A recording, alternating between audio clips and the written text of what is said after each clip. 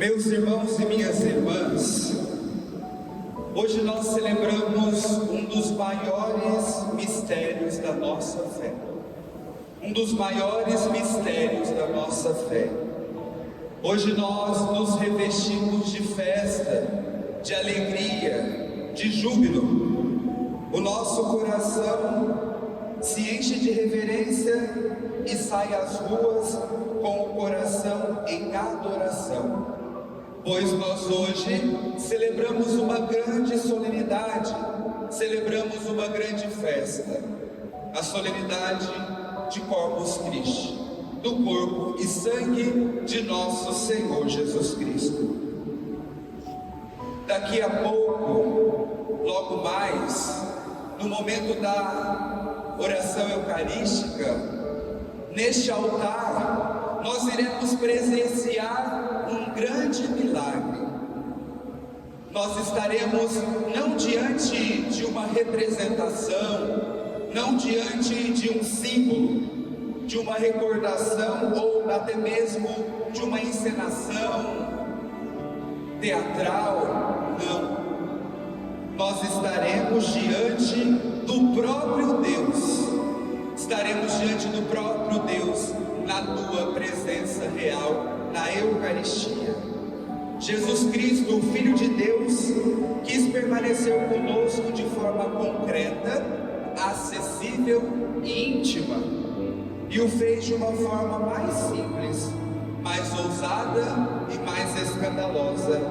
Ele fez-se alimento, ele quis ser pão, ele quis deixar-se como sustento para mim, para você, para toda a humanidade, para cada um de nós.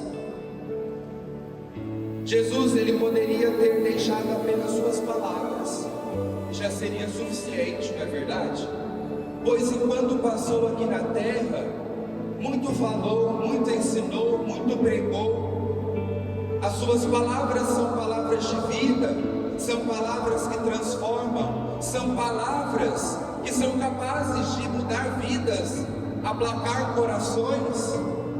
Mas não, meus irmãos e minhas irmãs, ele não quis ficar apenas nas palavras, ele não quis ficar apenas nas suas obras, naquilo que ele fez, naquilo que ele realizou. Ele poderia muito bem ter terminado a sua missão no alto da cruz, manifestando o teu imenso amor por mim, por você, por toda a humanidade.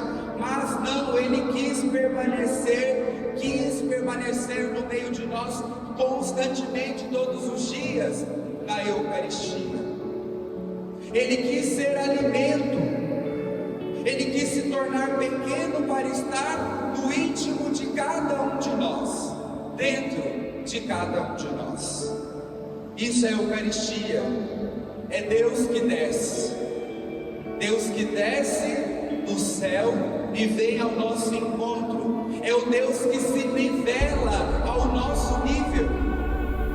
Veja que amor bonito, não somos nós que vamos ao encontro do nosso Deus, mas é Ele que por amor se rebaixa, a sua kenosis, Ele se esvazia por inteiro e se rebaixa até a humanidade e vem ao encontro de mim, de você, de cada um de nós, por amor, para habitar no meu e no teu coração. E é por isso, meus irmãos e minhas irmãs, que essa verdade de fé, ela foi e ainda hoje continua sendo um escândalo. Ela foi e ainda hoje continua sendo um escândalo. No Evangelho, nas Sagradas Escrituras, nós vamos ver que os judeus murmuravam e diziam: como pode ele nos dar a sua carne a comer? Mas como pode isso? Eles não eram capazes de conceber isso, e a partir do momento que Jesus diz que Ele vai dar-se alimento e que vai deixar a tua carne como alimento, os judeus abandonam. Não, isso daqui é demais para nós. É isso mesmo, é mistério, e o mistério não se explica, o mistério se vivencia. Se tivermos que explicar um mistério, deixa de ser mistério. Jesus não volta atrás. Mesmo que os judeus se escandalizam, querem brigar com Jesus, mas ele não volta atrás. Ele não suaviza suas palavras, pelo contrário, ele reafirma com mais força ainda: minha carne é verdadeira comida e o meu sangue verdadeira bebida. E ainda hoje, meus irmãos e minhas irmãs, a Eucaristia continua sendo para alguns escândalo. Ainda hoje a Eucaristia escandaliza, ainda hoje a Eucaristia para alguns é motivo de incredulidade. Muitos ainda duvidam da presença real. Muitos dizem que a Eucaristia é apenas um símbolo, é uma representação. Mas não, meus irmãos e minhas irmãs, nós que aqui estamos, nós que somos católicos, nós cremos. E cremos porque Ele disse, e quem disse foi Deus. Por isso nós cremos.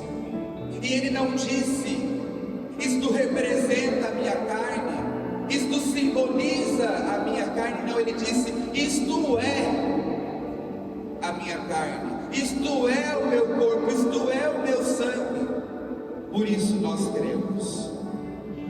E como o nosso Deus é um Deus sensível, o nosso Deus prepara tudo com sinais. O nosso Deus fala através dos sinais, Ele fala através dos detalhes. Onde Jesus nasceu? Jesus nasceu em... Vamos ver se a aula de catequese está boa. Jesus nasceu aonde? Em Belém. E você sabe o que significa Belém? Casa do pão. Belém significa casa do pão.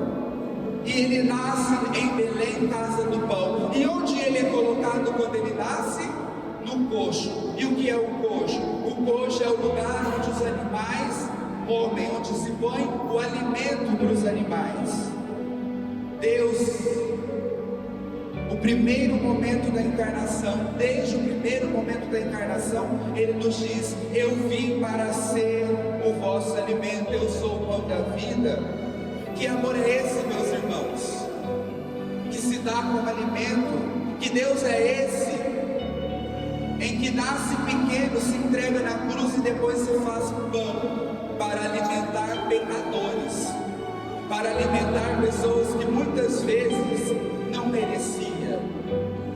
merecia receber o teu corpo e o teu sangue, de tão divino, de tão precioso. Mas é justamente por isso que ele se faz pequeno, para adentrar na nossa limitação, nos nossos pecados, e assim com a tua presença santa, divina, nos divinizar, nos transformar, nos santificar. A Eucaristia, meus irmãos e minhas irmãs, é um grande tesouro para nós. Nós católicos temos esse tesouro diante de nós, esse tesouro diante do qual o céu se ajoelha, os anjos se prostram, os anjos adoram. Um milagre que acontece todos os dias em cada altar, espalhado pelo mundo inteiro. Em cada altar. Enquanto muitos correm atrás de milagres, de prodígios, de sinais, nós católicos temos o maior dos milagres, todos os dias. Já parou para pensar nisso? Que você, católico, tem o maior dos milagres, todos os dias: o pão que se transforma em corpo de Cristo, o vinho que se transforma em sangue de Cristo. É este pão que não é apenas presença, ele é remédio para os doentes, ele é força para os fracos, ele é consolo para os tristes, ele é luz para os que andam nas trevas.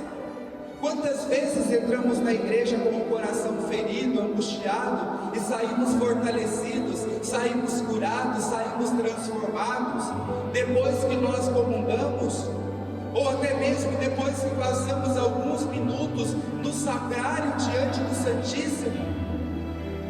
Veja que grande graça, que grande bênção. Quantas vezes nos falta tudo e bastou vir a mim se comungar um pedaço do corpo de Cristo na hóstia consagrada, e nós já saímos daqui transformados, fortalecidos, encorajados.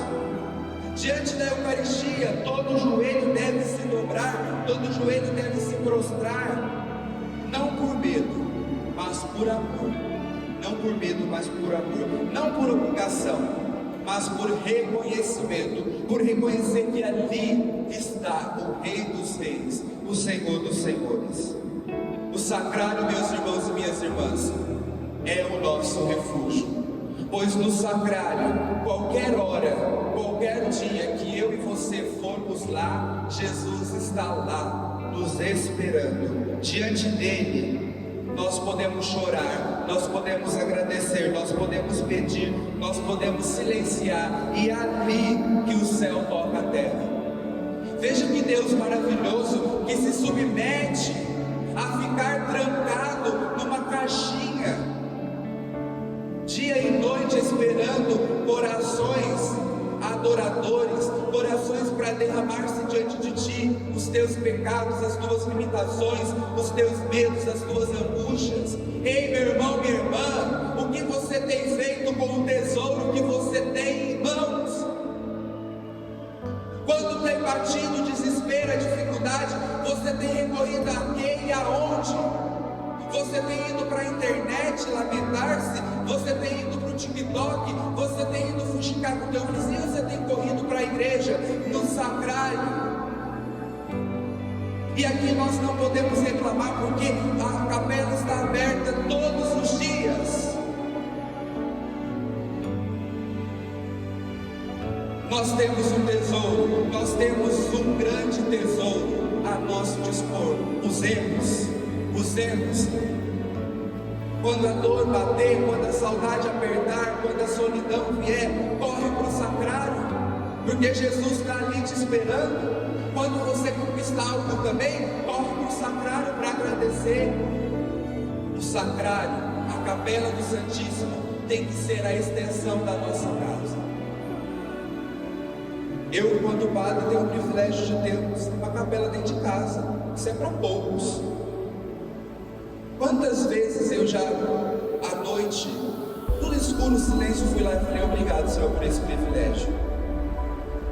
Um dia eu estava em adoração, eu e Jesus frente a frente, eu falo: que maravilha, eu tenho Jesus aqui, diante de mim, eu posso falar com Ele, que privilégio, obrigado, Jesus. Mas você também tem esse privilégio, vem para o sacrário, vem para a capela, busque a Jesus na Eucaristia. Meus irmãos e minhas irmãs, Deus fala até a ciência. Ele não precisa falar a ciência, mas Ele fala. E mesmo sem precisar provar nada, porque a fé é dom e não ciência, Jesus, por pura misericórdia, ainda nos dá sinais visíveis de sua presença real na Eucaristia.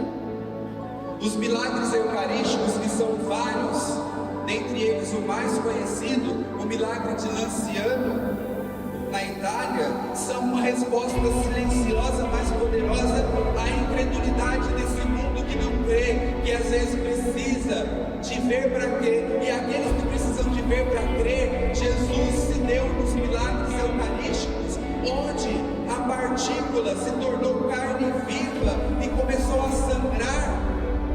E depois de passar por estudos que a ciência comprovou que não tem o que falar, tem que só silenciar porque não tem explicação, uma hóstia em Lanciano, depois de um milagre, da transubstanciação, começou a jorrar sangue e se transformou em carne. E que carne é essa? Do miocárdio. O miocárdio é um pedaço do tecido do coração.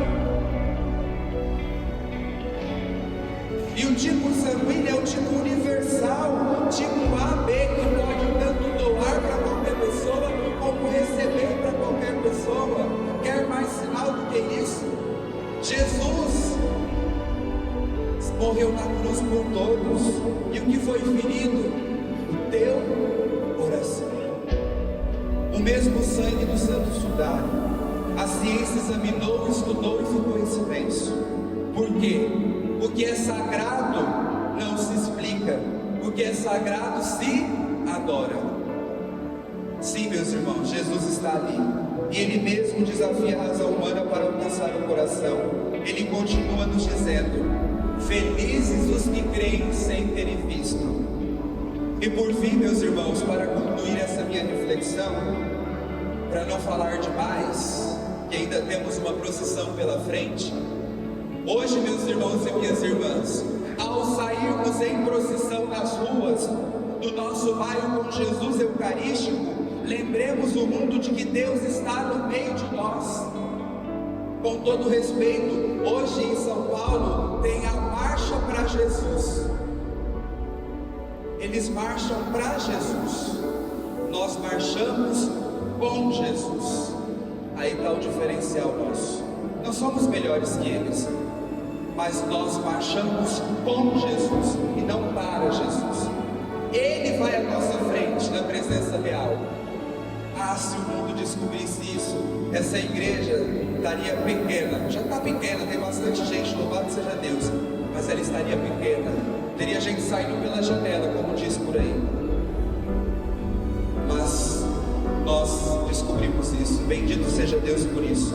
Que a nossa fé não é uma ideia, isso nós vamos proclamar para o mundo, mas é uma pessoa viva, que Ele continua caminhando conosco, como caminhava com os discípulos de Emaús. É o mesmo Jesus que caminhou na Galileia, é o mesmo Jesus que curou, é o mesmo Jesus que morreu na cruz, que hoje caminhará conosco nas ruas do nosso bairro. Dobremos os nossos joelhos, não por tradição, mas por adoração.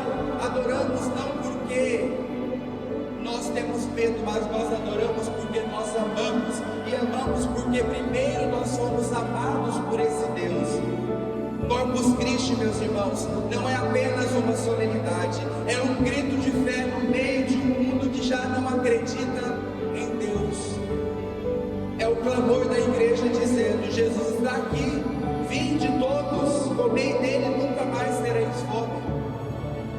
Meus irmãos, a Eucaristia não é um prêmio para os santos, a Eucaristia é um remédio para os doentes. E o que deve me afastar da Eucaristia? O pecado mortal. O pecado mortal te afasta da Eucaristia, não por punição, mas para te dizer: ei, convertei, mudai de vida. Porque no pecado mortal também, se você morrer sem se confessar, você pode até perder o céu. Por isso que o pecado mortal nos afasta da Eucaristia. Pecado venial não nos afasta da Eucaristia, porque se fosse assim a gente não comungaria nunca, porque todo momento a gente está em pecado venial. Somente o pecado mortal nos afasta da Eucaristia. Então, se você não está em pecado mortal, comungue a Jesus. Ele é o teu alimento, Ele é o teu sustento. Ah, Padre, eu não posso comungar no momento por razões e circunstâncias que talvez nem é culpa tua. Você está numa segunda união, mas o teu casamento era baseado no espancamento, na traição. Isso não é culpa tua, mas você não pode comungar. Mas Jesus se faz presente também na palavra. Comungue Jesus na palavra. No momento da comunhão, coloque a mão no teu coração e fale: Jesus, você pode tudo, entra no meu coração. E assim como transforma aqueles que comungam na Eucaristia, transforma a mim também, porque eu estou te comungando agora na palavra, espiritualmente. Mas não deixe de pedir a presença de Jesus dentro de você. E agora, meus irmãos e minhas irmãs, para concluir, eu quero convidar todos nós, toda essa igreja, com todo o coração, com toda a nossa fé e com toda a alma, nós vamos dizer juntos: Jesus Eucaristia, eu creio, adoro, espero e te amo. Vamos repetir juntos? Jesus Eucaristia, eu creio, adoro, espero e te amo. Dá para ser melhor. Jesus Eucaristia, eu creio, adoro, espero e te amo. De pé. Jesus Eucaristia, eu creio, adoro, espero e te amo. E para terminar, faz do meu coração o teu sagrado. Todos juntos? Faz do meu coração o teu sagrado. Mais uma vez, com toda a fé do nosso coração. Faz do meu coração o teu sagrado. Louvado seja o nome de nosso Senhor